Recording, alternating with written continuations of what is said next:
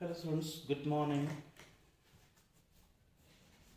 हमने यहाँ तक टॉपिक कर लिया था इम्पोर्टेंस ऑफ फॉरेस्ट। अपना नेक्स्ट टॉपिक है इम्पोर्टेंस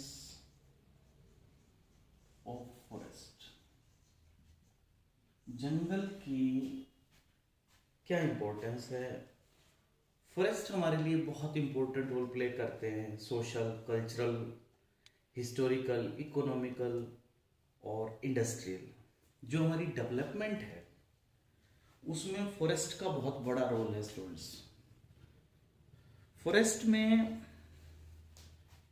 फॉरेस्ट से हमें मिट्टी, पानी मिलता है, ऑक्सीजन मिलती है। और फॉरेस्ट जो है, एक तो सबसे बड़ी बात हैबिटेट का मतलब घर। This is habitat for living organisms. बहुत सारी जिंदगियां उसके अंदर रहती हैं। यहाँ पे फूड चेन चलती है। इसके बाद बेटा फॉरेस्ट जो है वो मॉइस्चर कंटेंट को बनाए रखता है, इन्वायरमेंट में नमी बनाए रखता है। क्यों? ये हमने पढ़ा है। किस तरह बनाए रखता है जी? क्योंकि वहां पे प्लांट्स हैं और प्लांट्स क्या करते हैं बेटा? ट्रांसपीरेशन, है ना, पानी इवेपोरेट करता है उनके सरफेस से, तो उससे मॉइस्चर बना रहता है। और जो एग्रीकल्चर है हमारे, एनिमल हस्बेंड्री,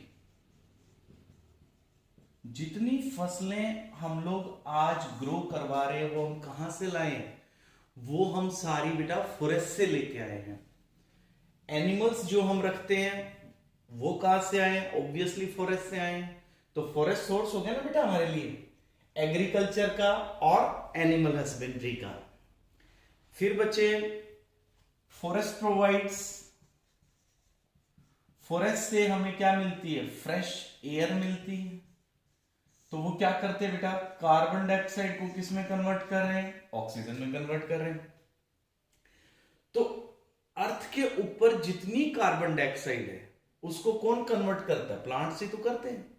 और फॉरेस्ट कौन है? जहां पे बहुत सारे प्लांट्स हो। तो इसका मतलब हम कह सकते हैं ना, फॉरेस्ट क्या है? Lungs of earth. और इनमें सबसे बड़ा रोल किसका है? आप जानते हैं, अमेज़न का।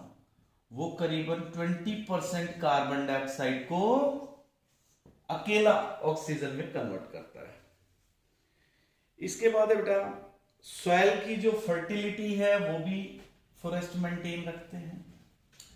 नेक्स्ट हो गया बेटे फिफ्थ, सॉइल फर्टिलिटी। तो जितने ज्यादा ट्रीज होंगे, प्लांट्स होंगे, क्या होगी? फर्टाइल रहेगी सॉइल। सॉइल क्या करती है? रेन वाटर एब्जॉर्ब करती है। और वाटर साइकिल में बहुत बड़ा रोल है इसका। जो बारिश आती है, मॉइस्चर कंटेंट रहता है एयर में। फॉरेस्ट जो है वो स्पीड ऑफ विंड को भी रिड्यूस करते हैं। तेज हवा जो चलती है वो पेड़ों से जब स्ट्राइक करती है तो उसकी स्पीड क्या हो जाएगी? कम हो जाएगी ना बेटा। ओके। और फॉरेस्ट इंपॉर्टेंट सोर्स है किसका हमारे लिए? वुड वहां से मिलती है हमें, बहुत सारी मेडिसिन मिलती हैं हमें वहां से, है ना। इससे हमें पेपर मिलता है, वहां से हमें फ्रूट्स, गम, डाई, बहुत सारी चीजें हम इनके लिए हम किस पे डिपेंड करते हैं? फॉरेस्ट पे करते हैं बेटा। इसके बाद बच्चे, deforestation and other problems related to the forest. Deforestation, जंगल खत्म होते जा रहे हैं, आपने एसएस में भी पढ़ा होगा। डिफोरेस्टेशन, तो जो अर्थ से हम फॉरेस्ट को कम करते जा रहे हैं, धीरे धीरे हम लोग क्या करते हैं बेटा? Indiscriminate cutting. इनडिस्क्रिमिनेट मतलब हम ये भी नहीं, इनडिस्क्रिमिनेट का मतलब हम लोग कोई फर्क नहीं कर रहे कि कौन से ट्रीज की रिक्वायरमेंट हमें है, कौन से एक्स्ट्रा है, किनको हमने काटना है, हम लगातार काटते जा रहे हैं। तो उससे क्या हो रहा है, जो इनडिस्क्रिमिनेट कटिंग है फॉरेस्ट की, फॉरेस्ट जो हम खत्म कर रहे हैं, क्यों कर रहे हैं आपको पता है, किसके लिए, टिम्बर के लिए,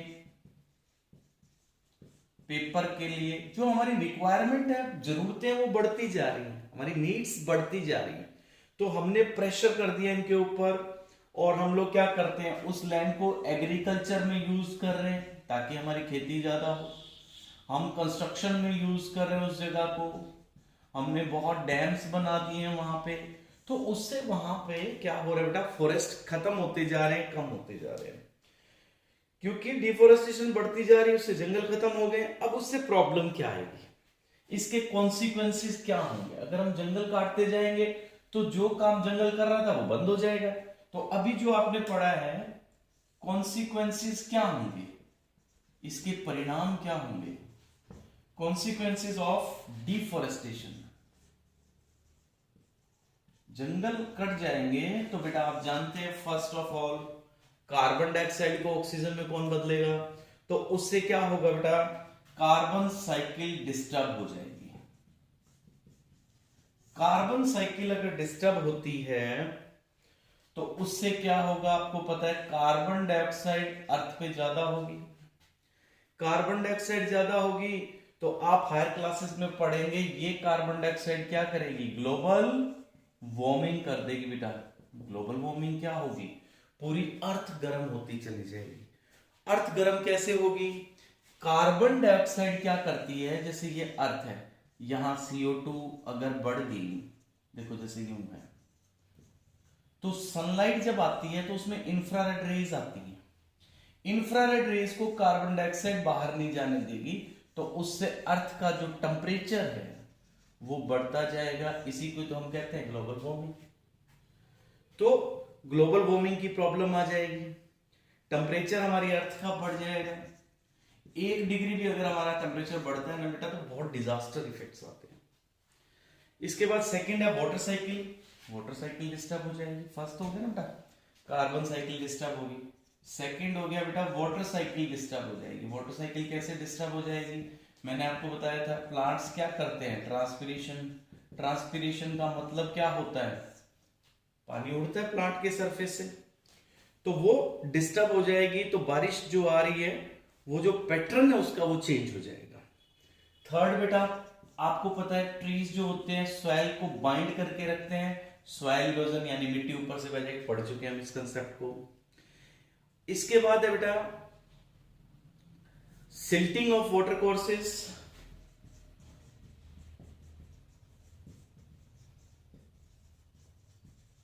जो लेक है, जो डैम्स हैं, ये क्यों होंगे सिल्टिंग, क्योंकि सॉइल इरोजन हो रही है, मिट्टी कटती जा रही है।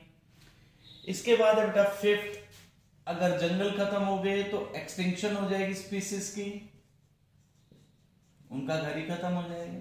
तो जानवर क्या, अब आपने न्यूज सुनी हो तो एनिमल्स का अटैक बढ़ता जा रहा है ह्यूमन पे, जहां लोग रह रहे हैं वहां पे अटैक करते हैं ये एनिमल्स। और नेक्स्ट है बेटा डिजर्टिफिकेशन, जो हमारी उपजाऊ जमीन है, फर्टाइल है, वो कैसी होती जाएगी, स्टेराइल। तो कार्बन साइकिल डिस्टर्ब हो जाएगी, वाटर साइकिल डिस्टर्ब हो जाएगी, लेक्स के अंदर सॉइल इरोजन से क्या होगा, सिल्टिंग बढ़ जाएगी, स्पीसीज एक्सटिंक्ट हो जाएंगी, और डेजर्ट में कन्वर्ट होती चली जाएंगी हमारी फर्टाइल सॉइल। ठीक है बेटा, थैंक यू।